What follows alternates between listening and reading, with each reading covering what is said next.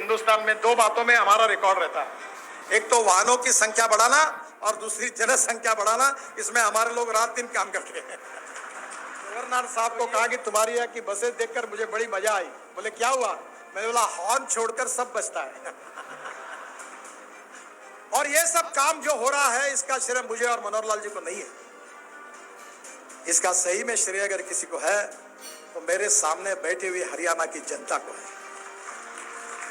अगर आप मोदी जी के नेतृत्व में हमें चुन नहीं देते, अगर हमारी मेजॉरिटी नहीं आती, अगर मोदी जी प्रधानमंत्री नहीं बनते और मैं मंत्री नहीं बनता तो काम कहां से होते। अब मुझे, मेरा दुर्भाग्य है कि मुझे हरियाणा भी मालूम नहीं, ज्यादा पंजाब भी नहीं मालूम, नाम मालूम है केवल। और एक मेरी बहुत बड़ी यादगार है हरियाणा के साथ। मेरी शादी हुई थी और 10 दिन में मुझे प्रमोद महाजन ने कहा था कि हरियाणा के प्रचार के लिए जाना है।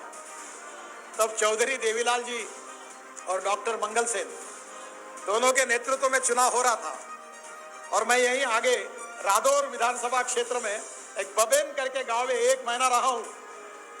एक छोटे से झोपड़ी वाले मकान में मैं रहता था और पहली बार मैंने देखा कि नोटों के हार होते हैं। ये हरियाणा में देखे मैंने।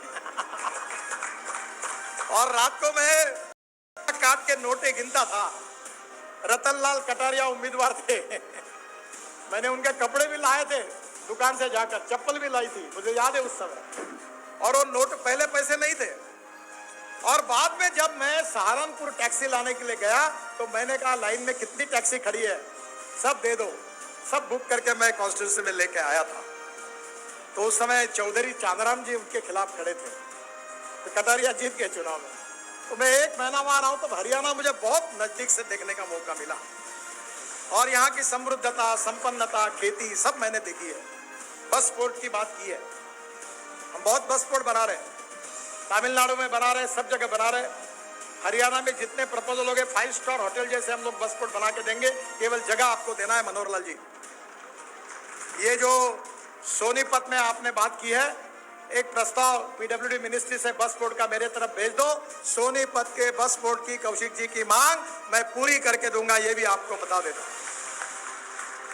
इसके अलावा आपने हवा में चलने वाली टैक्सी की बात की। हाँ बिल्कुल वही आपने की, मनोहर लाल जी ने भी की है। तो मैं कल ही मेरे यहाँ प्रेजेंटेशन हुआ था 2-3 दिन पहले। एक डॉफल मेयर करके कंपनी आई थी और हवा में चलने वाली डबल डेकर बस 250 लोग हवा में उड़ रहे थे।